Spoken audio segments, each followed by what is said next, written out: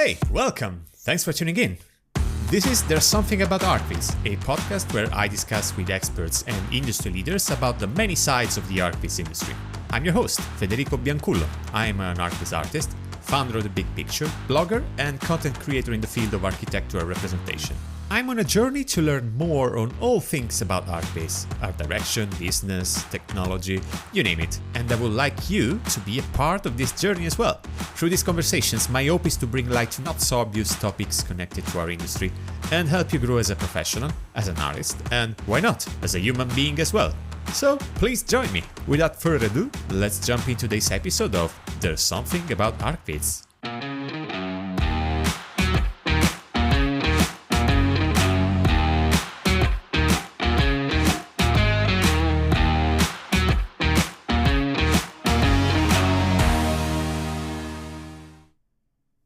Hello, welcome to this first episode of There's Something About Archviz. You know, I'm really excited to start this new adventure, and honestly, I don't know where it will lead me, but I'm pretty sure the journey is going to be an interesting one. Anyway, for this first episode, I didn't actually go very far from here. I'm based in Bologna, Italy, and my guest is from Faenza, which is a small city a few kilometers from Bologna. His name is Paolo Zambrini. Paolo is, first of all, an industry veteran. He's been in this field for 25 years now, which is probably one of the longest stretch of time for a member of this industry. He's probably one of the most influential people on the scene of Italian Archviz. Although his work is very well known even beyond Italian borders, he's been working with clients such as MVRDV, Snohetta, UNStudio, to name a few. Paolo runs 3 separate companies, ENGRAM, EIDO and HERE, which cover all possible facets of our industry, our business. They do competitions, marketing, product visualization, and real estate as well. And still, despite his commitment as a CEO and as a manager, Paolo is still deeply passionate about how images are born.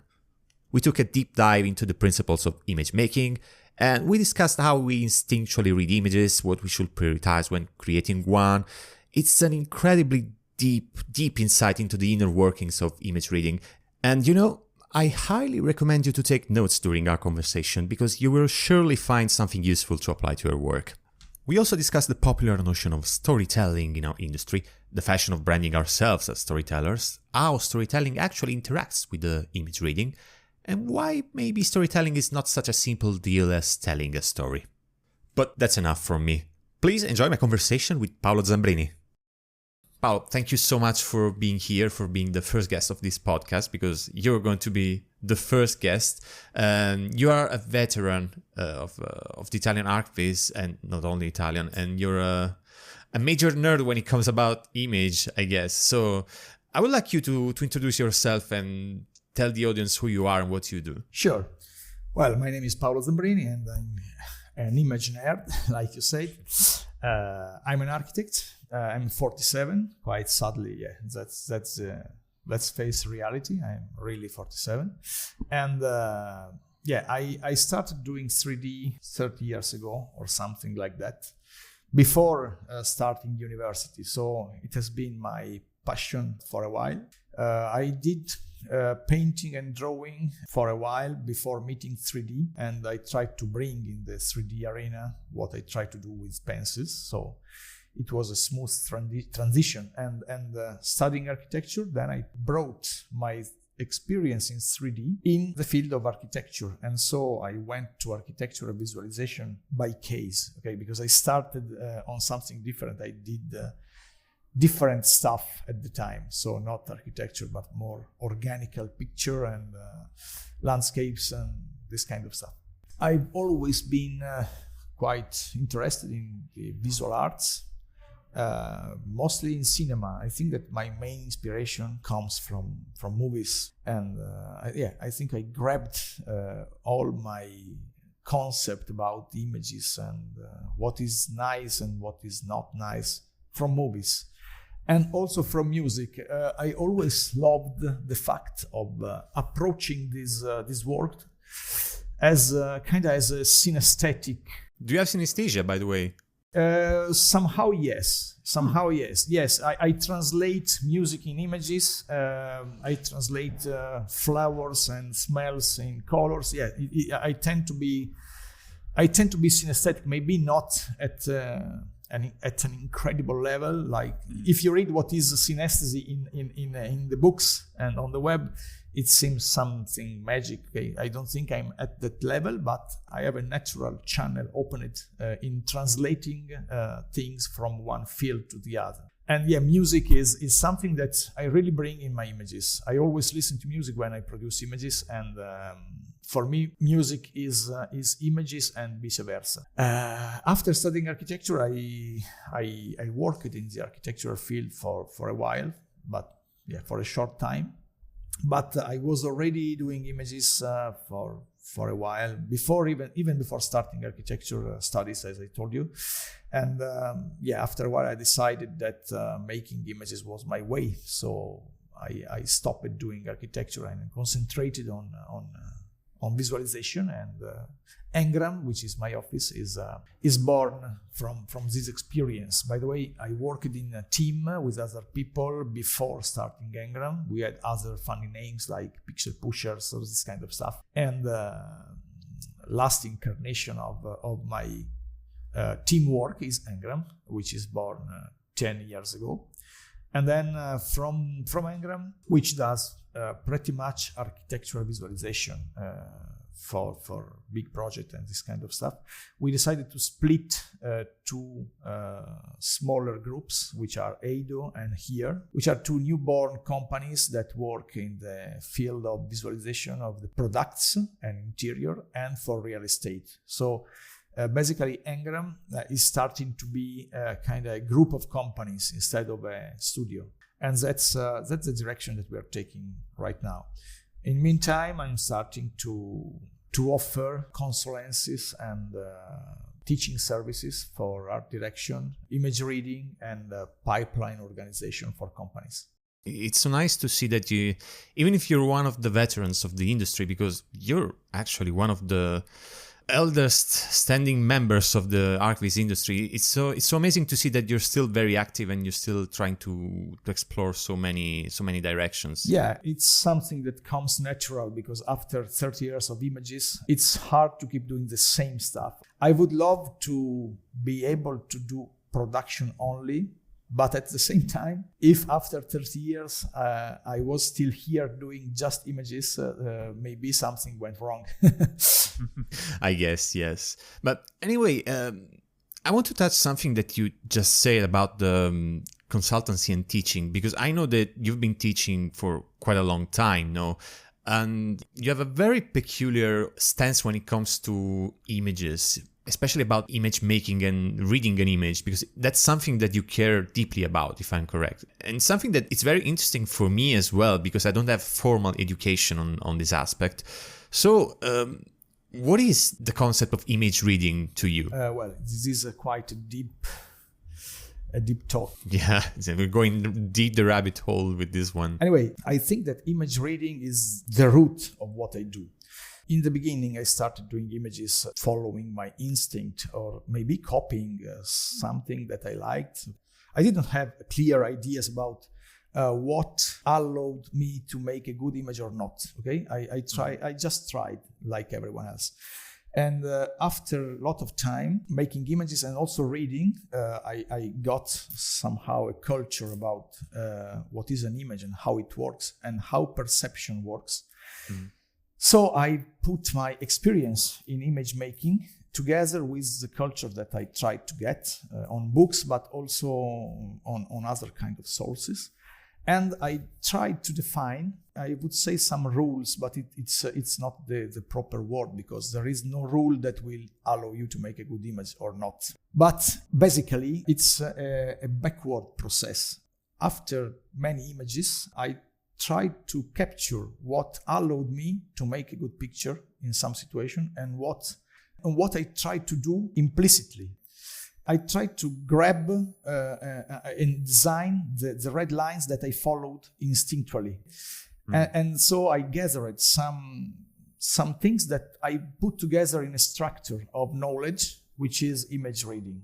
All right. And there is a lot of things inside image reading, because Yeah, there are concepts like hierarchies, which is the most important, I think, and structure. You should really be aware of what is hierarchies and structure, because that's what an image is made of. I also tried to dig somehow into the Gestalt concept, but this is just the basis. Okay, you cannot do a good image just following the few principles of Gestalt. This is a start point.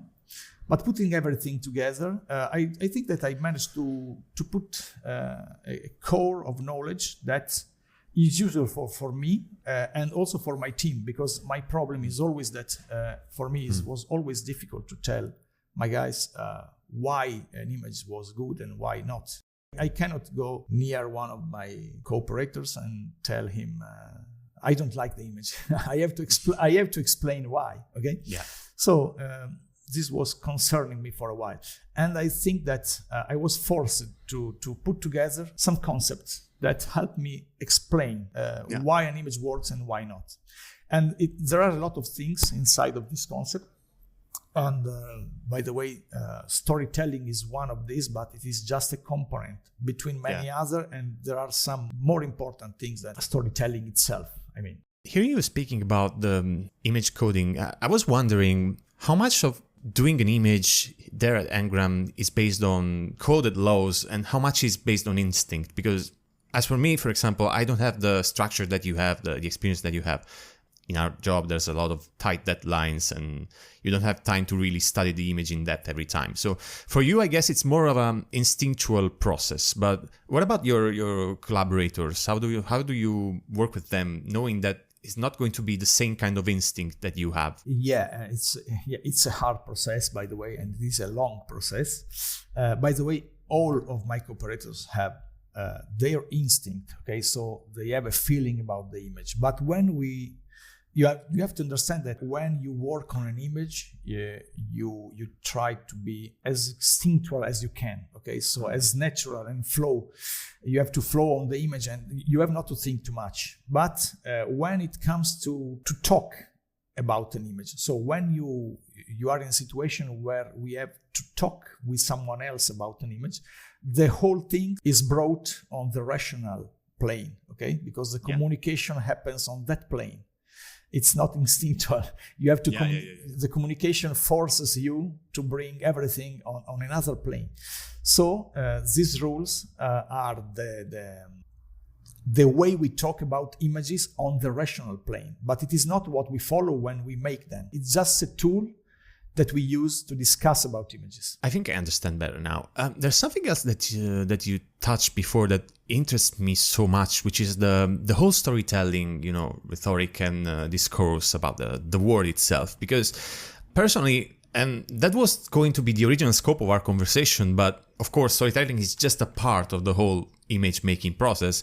But I have the feeling somehow that storytelling has taken too much importance in our industry, and maybe there's also some misunderstanding about this whole concept. It's just like the keyword has become too overused in the industry, and probably there's some misunderstanding as a reason around the meaning of the word storytelling. What do you think about it? Yeah, that's another complex issue. I mean, the whole storytelling thing, we already had the chance to talk about this. You know that I'm not a big fan of the whole storytelling thing, and I will try to explain you why. Let's try to define what is storytelling, okay? Because storytelling is not just telling stories. Quite often, I see that following this fashion, most of the offices out there want to put on the website some kind of slogan: "We tell stories, we are storytellers." Okay. I think that storytelling itself is much more than telling a story. Storytelling is something that allows the observer to understand better what's happening and what has happened before the shot, or what could happen in the future in that zone, in that place. Okay, it's something that can give you more information that the pure geometry can give you. It's something that gives you some suggestions and some finer emotions about the image itself. So I think that the storytelling is a founding element of the image reading, but it is not the most important, and it should come after other aspects.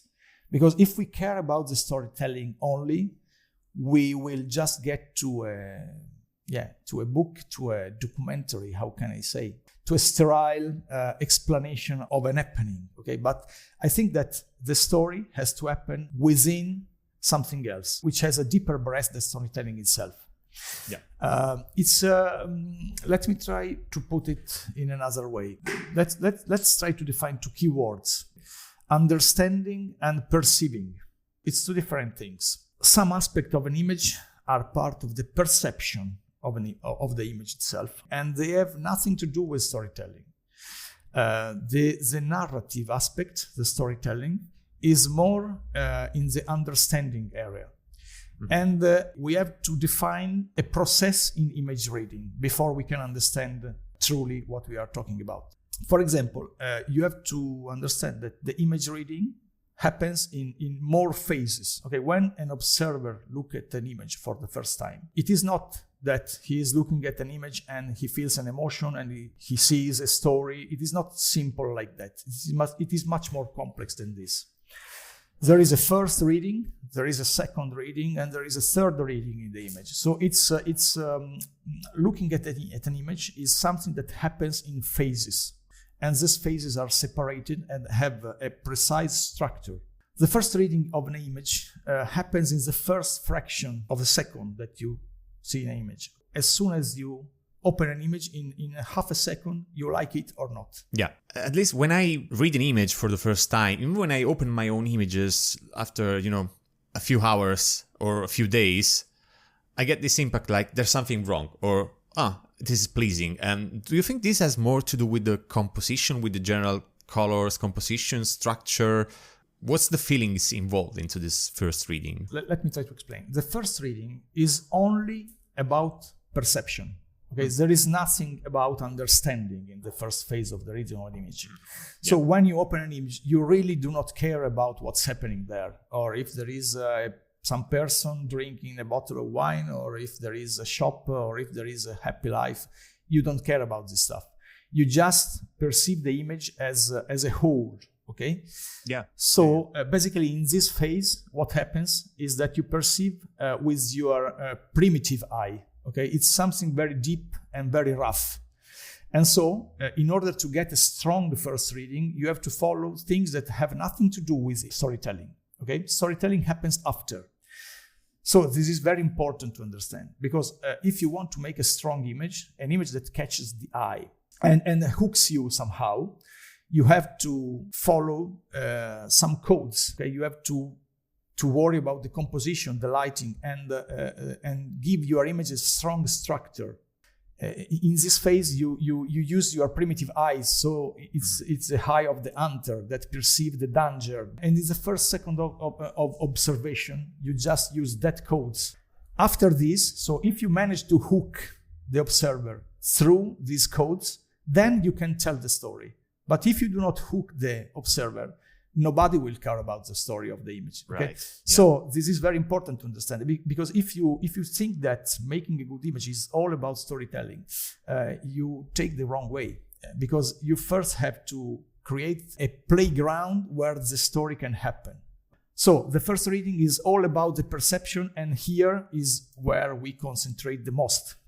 Because, for example, ENGRAM is pretty much about iconic images. Okay, so what we try to do is use strong codes, strong composition, and use in a smart way all the structure and the hierarchies that I talked to you about before. Okay, I will not go in depth on these themes because it's very complex. It's a lecture per se. Yeah, it's a lecture per se, and it would require images under our eyes, because I should explain why and how. But it's all about this kind of stuff. So after you manage to create the structure, then you can lay down and tell the story. Okay, that's why I think that the whole storytelling thing is just a mess. If you speak just of storytelling about the core element of making an image, you are just wrong. It is an important thing. It can add a lot to the image, but it is not the key point.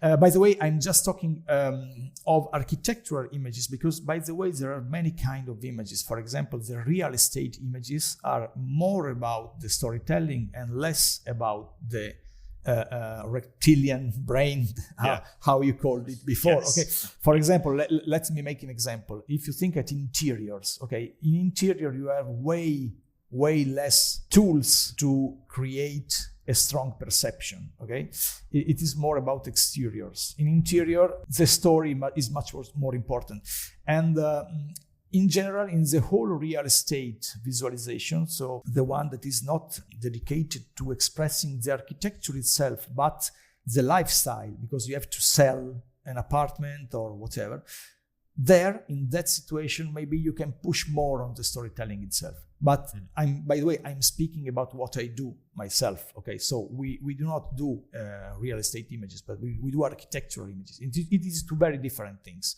Yeah. If we speak about architectural images, so the storytelling comes after. Then it is not finished because you have the first reading that hooks you or not. You have the second reading where you perceive the story, the element, the detail.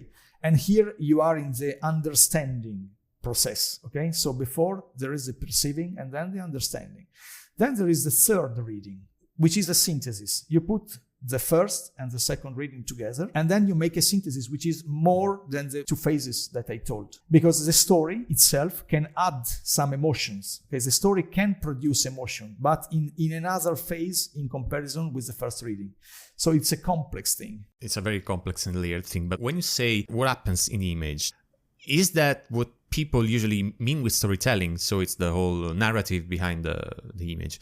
Because my impression is that some offices, they flip the whole thing. They start with a script for their images, base your image upon a script, and then develop the whole image based upon that. I resonate so much with what you say, the first reading, which is very instinctual, because the images are read with this kind of instinctual brain before going to the other layers. And then that brings me questions about the whole storytelling thing, because in which case should we use this kind of hard storytelling for architectural images? I'm not talking about real estate now, thinking about, the competitions and tenders, etc. If you ask me, never. But by the way, I think that it is not wrong to start from a storytelling concept. You are totally free, and it is not wrong to start from a story concept to produce an image. Mm-hmm. But nonetheless, in the end, when you show the image to someone, they will have anyway the first perception, the second perception, and the third perception. Okay, you will not mess with this. You can start from the point that you like more, but then you have to care about the first reading anyway. I see many images, a lot of images, that are only about the detail, the dead leaves on the dirty ground, just to mention that this is a White Stripes quote. Some details, the light inside, and there is something happening inside the people with the... Yeah, but it's also important to know why you're doing those things. For example, if I turn on the lights in the inside, it's not just a detail. You have to know why you're focusing your attention on that detail, why you're turning on the light, what do you want to communicate with that light on. Exactly. But anyway, you can twist the order you care about, the factors that come in play. But in the end, the order of the perception of the observer is always the same. So I see many images where I see only detail and no first reading. Okay, this is the biggest issue in the images that I see around. A lot of good offices are producing images that have a lot of detail, a lot of stories, a lot of suggestion here and there, but they just miss the first reading. Yeah, and this is, in my opinion, the biggest clue about the images I see around. Also about the experience probably of the people that work on this field, because many people just come from architecture and start doing images, but maybe they don't have a formal training like you had in painting, for example, or experience in... You're also a big film cinema buff as well. You enjoy a lot watching movies, so you also you bring a lot from that language into your images, right? So maybe these people, they do not have all the same culture when it comes to image reading because they don't have many sources? I don't know. I think that there is a lot of culture in our area. I think that I know many artists with a very good culture. I don't think it's a matter of culture. I think it's a matter of approach. Okay. It's just that maybe someone did not come to the same conclusion that I came to. But I mean, it is not a universal rule. I was wondering another thing now that it came to my mind. When you compare images made by architects, of course, there's exceptions, with images made by a visualization office, a major one like yours, for example, you see the difference. You see the education behind. It probably is an education on reading the image, on composing the image. That's what it makes the difference, probably. Exactly, but you have to understand that there is so much fuss about storytelling that maybe a lot of teams, maybe internal teams in the offices of architecture, tend to think that that's the important thing. I don't think that it is not important, but I don't think that it is the most important. I always have a lot of clients that want me forcibly to tell stories, breaking the first reading, and I try to avoid this when I can. I think it's just a matter of culture. You have to understand that most of the time clients want to sell their project to someone. So for them, the lifestyle, suggesting that life is happy there and there are happy people, or that place is an eclectic place, so we have to put a hipster and all this kind of stuff. They think that that's a good way to sell the project. That's it.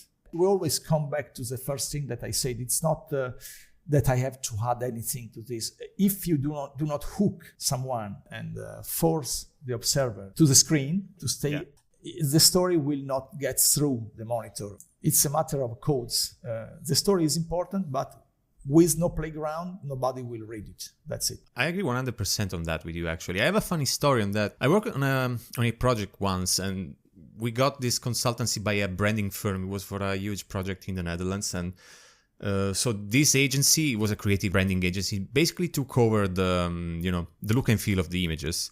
And they were so focused on the story that they went overboard, and they actually asked to put people with Beats headphones. There was an explicit request. So there was so much focus on the experience of the user experience of the people that they basically lost the sight on the goal of the project on the first reading as well. Exactly. So that's what happens sometimes. No, it happens all of the time.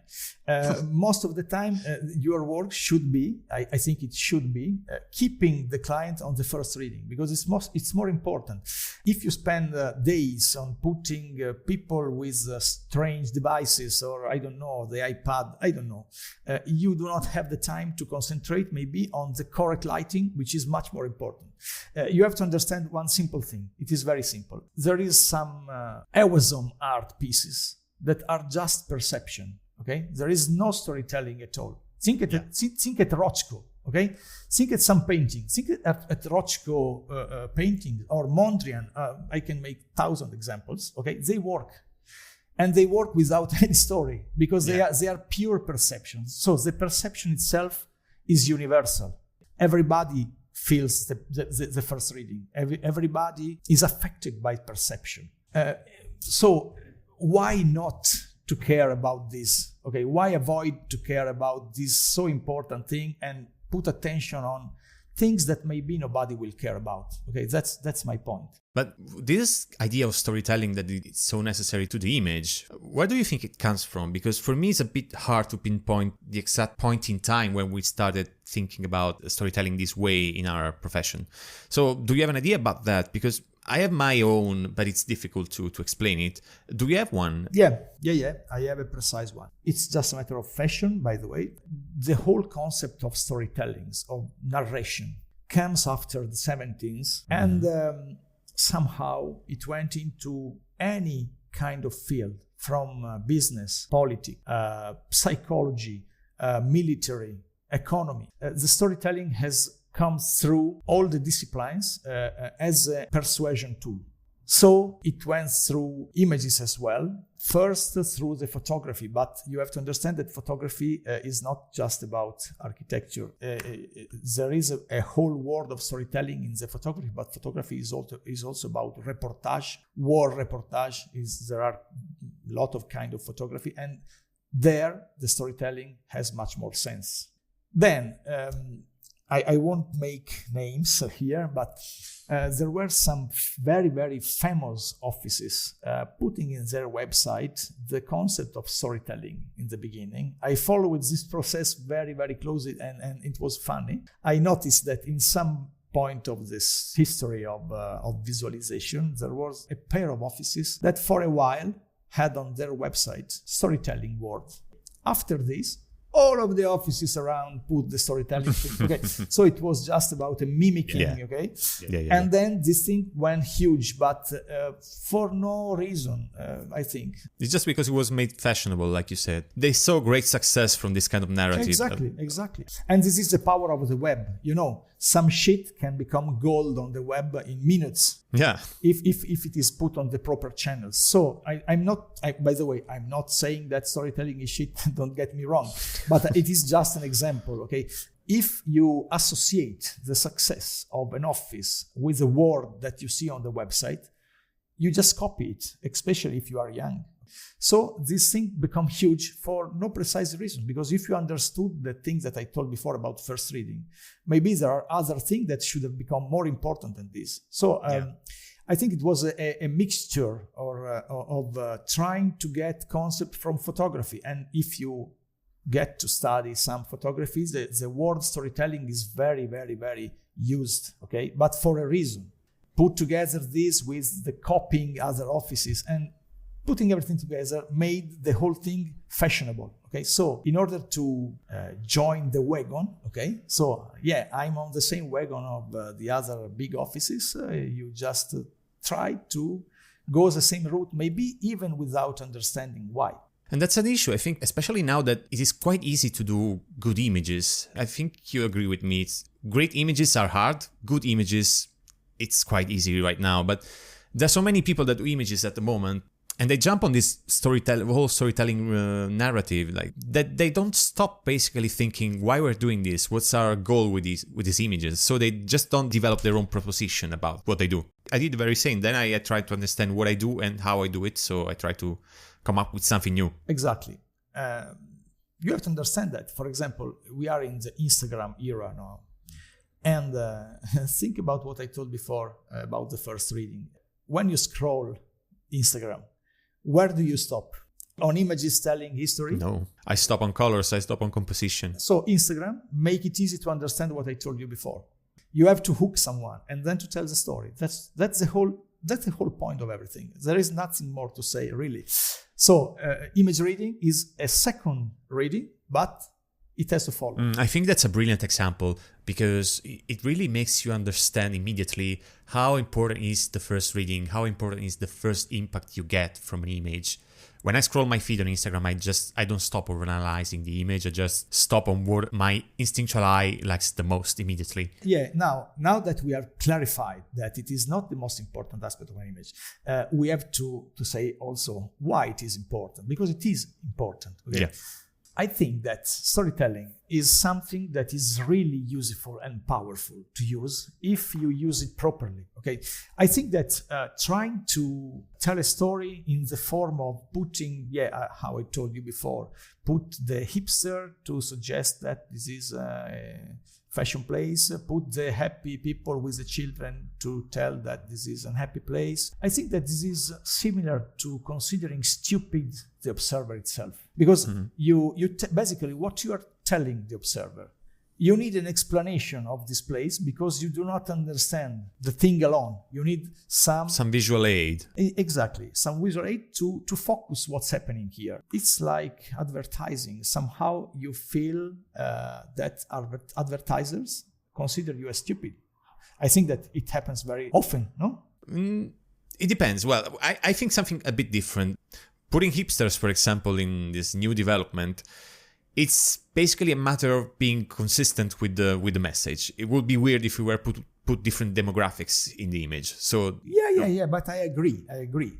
I mean, you know better than me that there are some images and some image makers that tend to put too many of these and to make this too explicit. It is just a matter of how explicit you make storytelling. And it's also pushed by the client sometimes. Yeah, but I know. That's why in order to be a good visualizer, you have to stop the client and explain this kind of concept. Okay, if you explain, let's try to make a good first reading, then I will tell the story that you want, but let's try to make a first reading before. You are doing a better service to your client. Anyway, storytelling is an interesting tool and a powerful tool. And like all the powerful tool, you have to use with care. It's like driving a Lamborghini. If you push too much on the gas, you probably will not control the car. It's the same thing.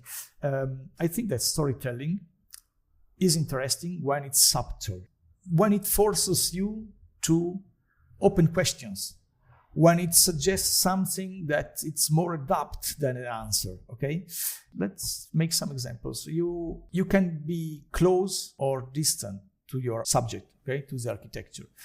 This is already a storytelling, okay? If you are close, you are somehow involving the observer in the architecture and in the place. If you are distant, you are suggesting a remote observer, so something that is not involved, okay?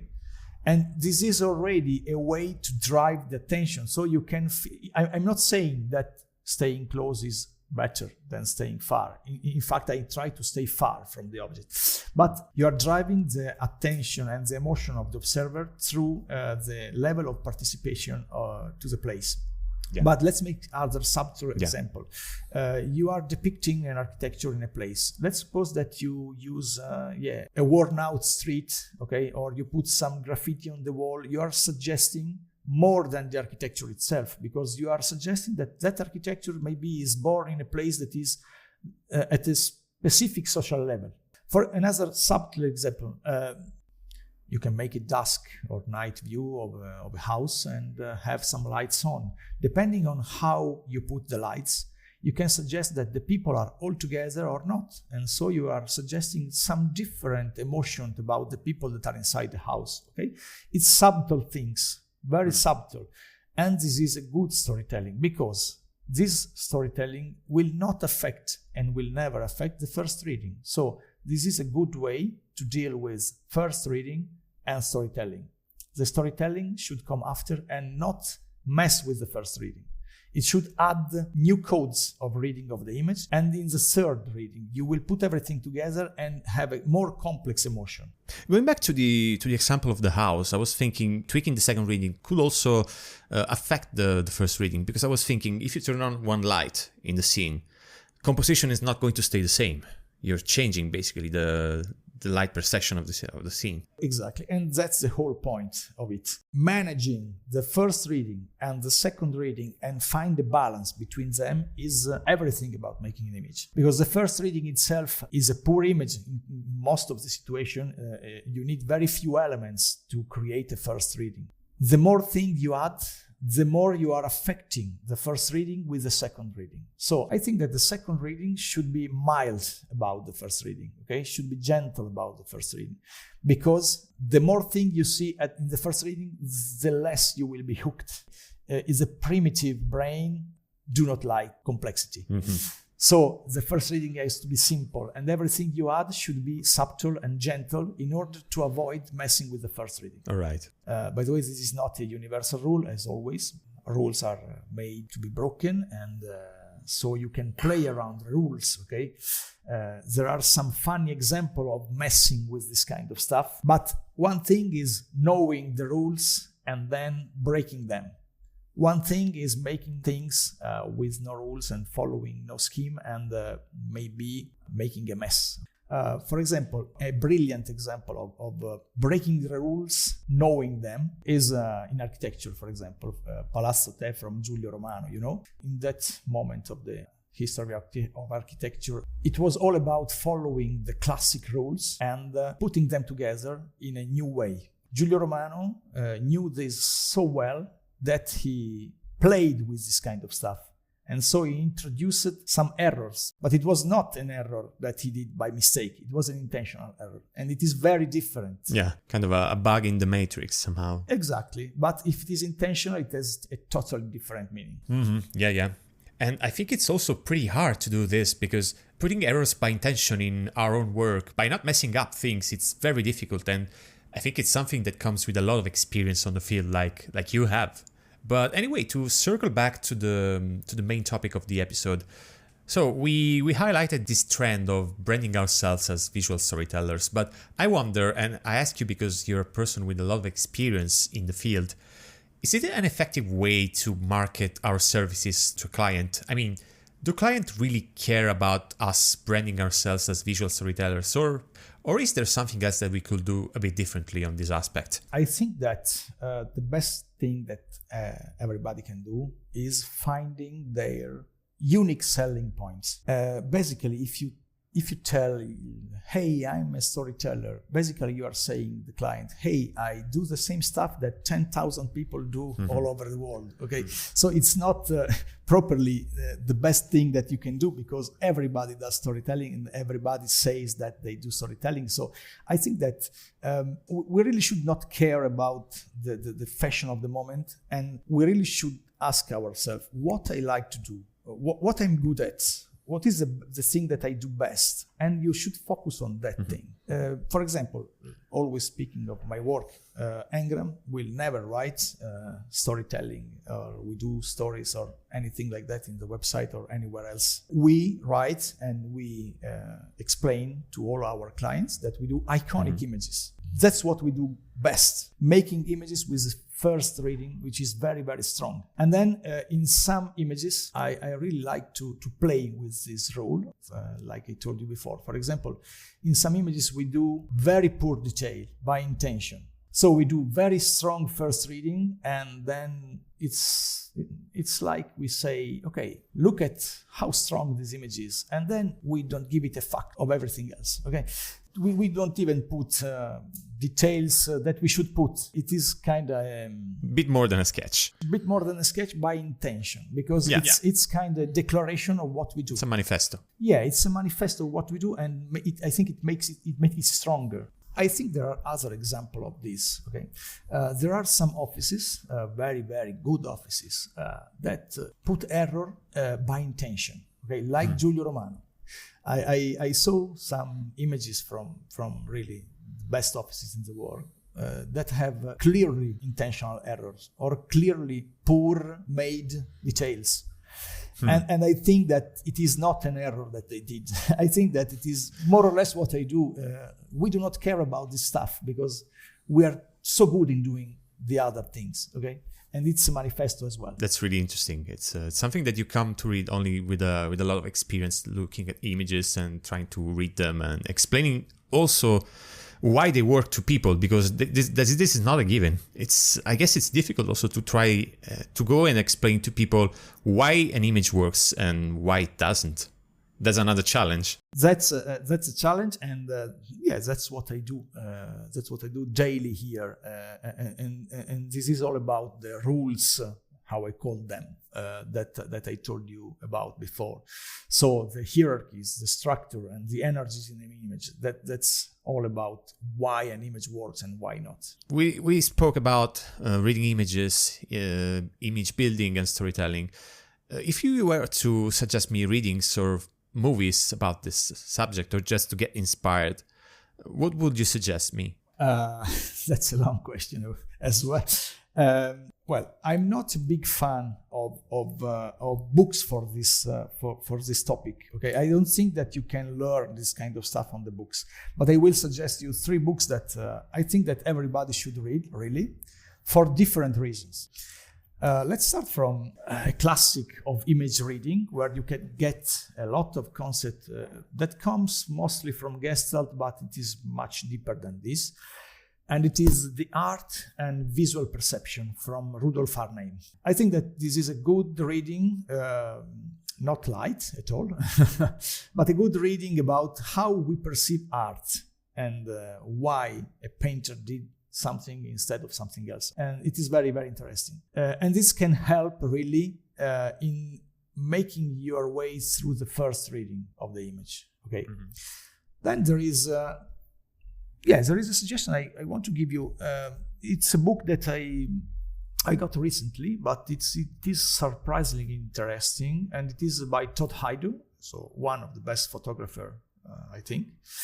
And it's called On Landscapes, Interiors, and the Nude. This is a really, I think, one of the best reading I ever made about storytelling concept. Okay? I think that here you can get what is storytelling for me, and by the way, for Todd EIDO before than me, but that's my vision of storytelling, of proper storytelling. And then there is another book that I can suggest. It is a book with no text, but it is a good example of how you can tell a story with images only, because there is no word in the book. And it is called Hidden Islam, from Niccolò De Giorgis. It's a reportage of places where Islam happens. And yeah, it's very interesting because it's photograph of exteriors and interior places. And also the mise en place in the book is very interesting. And it's all about the storytelling, but with no explanation. Todd EIDO book instead try to give you some explanation, and I think it's very interesting. But more than books, I think that if I should suggest something to people starting this work or wanting to go deeper, I would never suggest books, because I think that the same concept that I told you before works also here. The perception is more important than the understanding. Okay, so I think that I can suggest something to perceive instead that something to understand. So I think that there is a long list of movies that any visual artist should watch. It's so long that I will not bother you, but I can name a dozen or something like that, maybe. Name your favorite then. Yeah, for example, I think that everybody should watch Stalker by Tarkovsky. Okay, it's a movie from the 70s. It's not a light movie. It's heavy, but I think that visually it's something that changed my life forever. I think that once you watch this film, you are not the same person as before. I should take a look. Yeah, you should take a look and possibly look at it in a Russian language, right? Because it's even more powerful. Then I would suggest all of the Sokurov movies. Sokurov is another huge filmmaker, especially Faust. And then there are many other, but Faust is a masterpiece. And also Mother and Son. Mother and Son is about analogic way to make movies. Okay, he does not use any effect, but you will see that the film looks like a Van Gogh painting. It's all distorted all the way, but he has a chemical way to treat the film itself. Okay.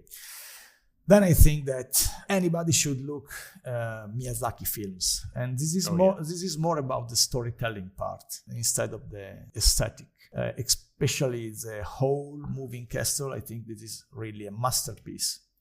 I think that another filmmaker that you should not miss is David Lynch. Lost Highways and Mulholland Drive are masterpieces that I think that everybody already saw, but if you didn't, just look at them and be prepared. It's huge movies. And Blow Up by Antonioni, for example, it's a movie on photography itself, and this is a must, I think.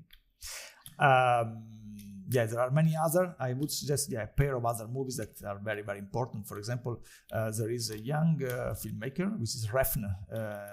Look at his Neon Demon, which is a recent film, but very, very powerful. But especially Valhalla Rising. Valhalla Rising is a masterpiece. And then, many, many other. I won't mention the most obvious, so Blade Runner this kind of stuff. I really wanted you to give niche stuff to the audience, and I really appreciate the time to build this list, because there's a lot of interesting input I have 101, but for example, another one that you should really consider is Paolo Sorrentino, which is an Italian filmmaker. Look at Il Divo which is about Andreotti's life, more than the Grande Bellezza, which is obvious, but Il Divo is better, is superior in my opinion. And I think that also Gattaca from Nicole is a huge movie. Then also, for example, a niche movie that I think that most have missed, which is The Fall by Tarzan, an Indian filmmaker, which is really, really about powerful images. Look at it. Yeah, I stopped the list because I'm sure you can go on for 30 more minutes because you have such a long list of. Yeah, I can go on forever. I think that I can suggest even a pair of musicians. I don't know, maybe you will hate them because it's very specific kind of music. But as I told you before, music and cinema are the main source of inspiration for me, and I think that these two musicians are particularly important for storytelling itself. So try to dig them and understand why their music tells a story. And I think that you can translate this concept into images as well. And the first is Christian Fennes, which is an Austrian musician. I think that he is probably the most important living musician, especially in the field of electronics. Try to read about them before listening to him because it can be hard. It took a while for me to appreciate what he does. So it's about the granular composition, the glitch concept of music, but it is huge. And the other one is William Basinski, which is a New York musician. Try to listen to his disintegration loops, which are very, very, very long tracks about the 11th of September in America. Like I told for Fennes, try to read about the disintegration loop, why they are interesting, and then listen to them. I think that it's a good experience as well. I will stop because it can be a long list as well. But that's really interesting that you also gave your inputs on musicians, because there's something that many people don't think about. Many people, they just listen music when they work because they get in the zone. But they do not think that music can actually inspire them of doing images in a certain way. So that's really interesting. Absolutely. That's really but basically, you are feeding yourself with music when you listen to it, and you transform the music that you listen to in images, even if you do not know about this. Okay, so you can drive your images through the music that you listen to, definitely. And anyway, I think one thing that think of the terrain. Okay, the terrain is fertile. And the soil is fertile when it gathers minerality from afar. Okay, the wind brings there the chemicals from other places, and the soil becomes fertile. For the same reasons, the farther you go looking for the inspiration, the better inspiration you will take. I don't think that you can become a good 3D artist looking at 3D art itself, or just being interested in visual art itself. Try to afford the process of transforming something into images, because it will give you a much, much deeper pitch on images than studying images themselves. That's a great suggestion, and something that we should try to incorporate, not just in our work, but in our daily lives, and try to expand our borders. So there should be some kind of mix between the two things, the culture and work, and that's the beauty of our profession, that we can just mix the two things. And I think that's also a great way to close this episode. So Paolo, thank you very much for your time today. You gave us a lot of interesting things to digest. See you next time then. See you next time, and thank you for the chance to speak here. Thank you so much for tuning in. If you enjoyed, please subscribe to the show on your favorite podcasting app and get a new episode every second week. If you like this episode, help us growing and improving the show by rating and leaving a review on Apple Podcasts. Got a question, or is there something you'd like me to cover in a future episode? Write me an email at podcast@bigpicturevisual.com. Thank you again for listening, and see you next time.